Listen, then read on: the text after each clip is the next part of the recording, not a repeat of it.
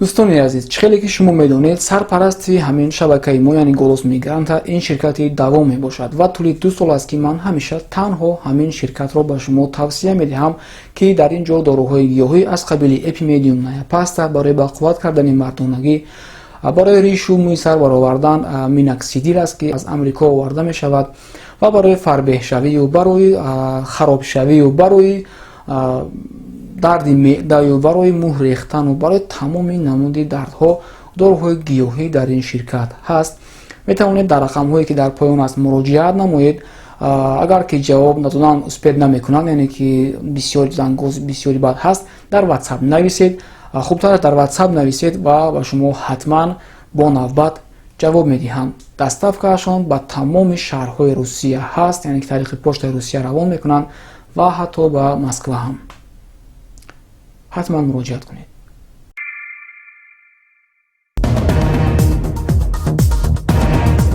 درود با شما. پخش اطلاعاتی هفته با تحولات هفته روان در کانال یوتیوب گلوس میگرانت. روز دوشنبه 21 دکبر در آغاز هفته روان سفیر تاجیکستان در روسیه محمد ساتورов هنگام مصاحبه با خبرنگار ریاء نوستی گفته بود که تاجیکستان برای بعضی از شهروندانش که برای قاعده ویرانکنی‌های خرد مأموری ورودشان به روسیه ممنوع گشته است تقاضای عفو میکند. با گفته سفیر تاجیکستان در رویخط نفران ممنوع الورود به روسیه شهروندان تاجیکستان 257,000 نفر را در بر میگیرند. تقریباً 257,000 شهروند تاجیکستان در رویخط ممنوع شاملند. بنابر بعض قانونشکنی‌های مأموری ورود آنها به روسیه منع کرده شده است. علاوه داشته است محمد ساتورov.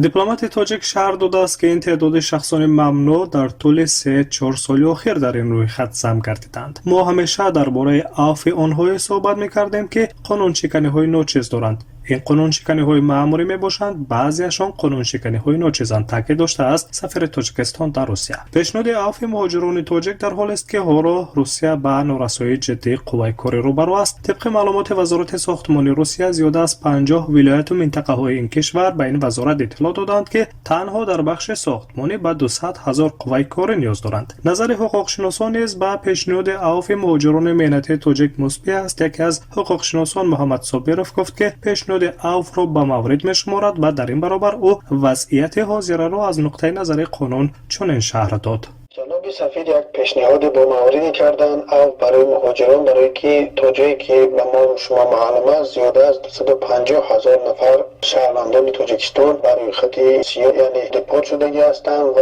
جناب سفیر هم خواهش کردند که همون مهاجرانی که با یک حقوق ویرانکنی سبب یعنی وارد الممنوع شدگی هستند همون را عفو کنند. این بسیار پیشنهاد خوب است. چطوری که ما شما ببینیم در روسیه عین حال قوای کاری نمیرسد. بسیار هم شهروندان تاجیکستان که رفتن حتی مزد کاری هم خیلی هم بلند شد. میخواستم یک چیز رو اضافه کنم که با جریمه های سبک با حقوق ویرانکنی های سبک مهاجران رو که وارد الممنوع میکنن، این یعنی با قول روسی دولی بولی ادمنستراتیونی правонарушение یعنی برای 2 جریمه در 1 سال کردن مهاجران وارد الممنوع میکنن. مثلا میگیریم بسیار هم شهروندان ما بعضی ها تاکسی کار میکنن یا اینکه بعضی با ماشین شخصی خود میگردن در حدود مسکو یا اینکه دیگر شهرهای روسیه و خود ما 1 جریمه 2 جریمه میکنیم و همین جریمه ها سبب میشود ما شما رو وارد الممنوع کنن، یعنی 3 ساله با قول مهاجران میگیم 3 ساله زپرید میمونن. برای همین این یک پیشنهاد خوب است و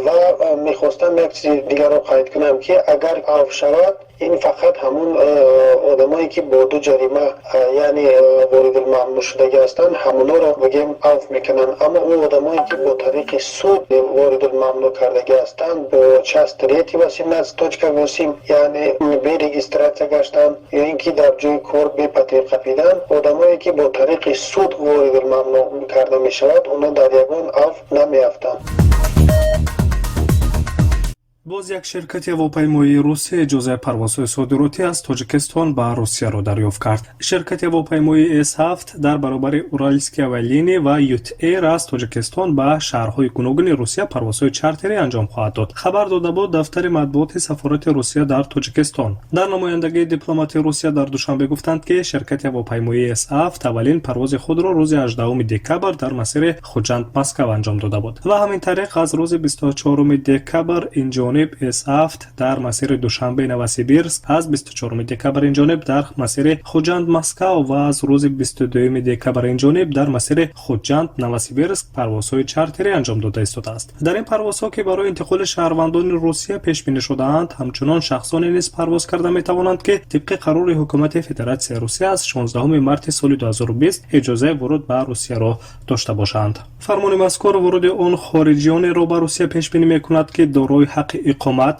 ё худ ВНЖ мебошанд ва ё иштирокчии барномаи давлатии кӯчонидани ҳамватанони бурунмарзӣ мебошанд. гуфта мешавад ки фурӯши чиптаҳои парвозҳои мазкур тавассути сомонаи ширкати ҳавопаймоии С7 ва намояндагии он дар Тоҷикистон бароҳ монда шудааст. қобили зикр аст ки бино бо сабаби пандемияи коронавирус парвозҳои мустақим байни Русия ва Тоҷикистон муваққатан баста мебошанд, аммо барои рафту омадаи мусофирон аз ҳар ду тараф парвозҳои содироти ё худ чартерӣ амал мекунанд. масалан ширкати Somon Air Тоҷикистон дар моҳи декабри соли ҷорӣ аз шаҳрҳои гуногуни Русия ба Душанбе иҷрои 146 парвозро бар ӯҳда дорад.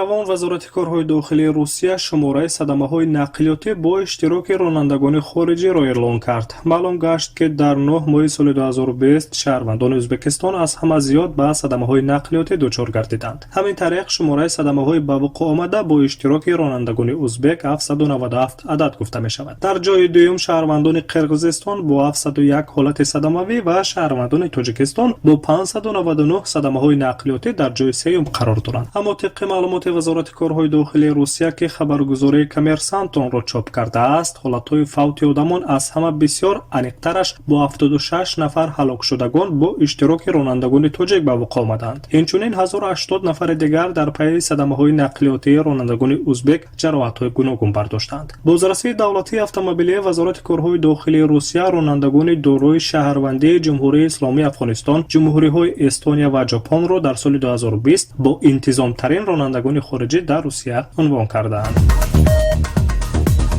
идомаи пахши иттилоотии ҳафта дар канали ютуби Голос Мигрант аст. ҳукумати Русия тарҳеро тасдиқ кард ки ҷойҳои таҳсилӣ аз ҳисоби буҷаи давлат барои соли таҳсилӣ 2021-2022 барои шаҳрвандони хориҷӣ дар донишгоҳҳои Русия зиёд карда мешавад. дар санад дарҷ гардидааст ки соли 2021 ба 18000 донишҷӯёни хориҷӣ ҷойҳои буҷавӣ фароҳам оварда мешавад ва ҳар сол ин ҷойҳои таҳсилотии буҷавӣ барои хориҷиён афзоиш меёбад. интизор меравад ки дар соли 2021 ҳукумати Русия ҷойҳои таҳсилии буҷавиро бештар ба бахшҳои гуманитарӣ, биологӣ, тиббӣ ва аграрӣ аз ҷумла ихтисосҳои иқтисодчӣ, молия ва қарз, фаъолияти бонкдорӣ, идоракунии давлат ва маҳал, ҳуқуқшиносӣ, сиёсатшиносӣ, муносибатҳои байналмилалӣ, духтури дандон, духтури ҷарроҳ, духтури бемориҳои дилу раг, гӯшу гулӯю бинӣ, момодоя, духтури ҳайвон, зоотехник, агроном ва боғпарварро барои таҳсили донишҷӯёни хориҷӣ зиёд намоянд. дар ҳоли ҳозир бошад дар ҳама муассисаҳои таҳсилоти олии Федератсияи Русия тақрибан 15000 донишҷӯёни хориҷӣ дар курси аввал таҳсил доранд ва шумораи умумии донишҷӯёни хориҷӣ дар Русия зиёд аз 300,000 нафар гуфта мешавад. дар идомаи ҳафтаи равон як вакили парлумони Русия аз ҳизби ЛДПР Иван Сухарёв ба раиси ҳукумати Русия пешниҳод кард ки парвозҳои ҳавоӣ бо ҳама кишварҳои хориҷӣ баста шавад. ин вакили идомаи давлатӣ пешниҳоди худро бино ба пайдо гардидани сирояти нави зудпаҳншавандаи вируси корона дар Бритониёи Кабир рабт додааст. аммо дар муроҷиаташ ба ҳукумат дархост кардааст ки парвозҳои ҳавоӣ комилан бо ҳама кишварҳои ҷаҳон қатъ карда шавад. барои пешгирӣ аз паҳншавии вируси нав дар қалбарави Федератсияи Русия аз шумо хоҳиш мекунам ки имкони қатъ кардани ҳаракати ҳавоӣ бо тамоми кишварҳои хориҷиро барои нигоҳ доштани динамикаи мусбии мавҷуда дар мубориза бо сирояти коронавирус баррасӣ кунед. оварда шудааст дар муроҷиати Иван Сухарёв ба унвони Михаил Мишустин раиси ҳукумати Русия. ёдрас мекунем ки пештар дар Бритониёи Кабир сирояти нави SARS-CoV-2 пайдо гардид ки намуди вируси зудпаҳншаванда гуфта мешавад ва ин сабаб гашт ки як қатор кишварҳо муваққатан парвозҳои ҳавоиро бо шоигари Бритониёи Кабир боз доранд. аз аввали соли 2020 то моҳи декабр муҳоҷирони меҳнатӣ дар Русия 43.5 миллиард рубл пули патент супоридаанд ки мақомоти Русия ин шумораро 22% камтар нисбат ба соли 2019 арзёбӣ мекунанд. дар соли 2019 муҳоҷирон ба буҷаи мақомотҳои маҳаллии Русия дар вилоятҳо ва минтақаҳо 56.1 миллиард рубл пардохт карда буданд. қайд карда мешавад, ки аз ҳама бештар дар 11 моҳи соли 2020 шаҳрвандони Ӯзбекистон ва Тоҷикистон бештар патент гирифтанд, ки 90% умумии ҳамаи патентҳои додашударо дар бар мегирад. коршиносон кам пардохт шудани пули патентро дар соли 2020 дар набуди муҳоҷирони корӣ маънӣ дод мекунанд. тибқи маълумоти хадамоти марзбонии Федератсияи Русия дар соли 2020 хориҷиён нисбат ба соли 2019 128 маротиба кам ворид гардидаанд.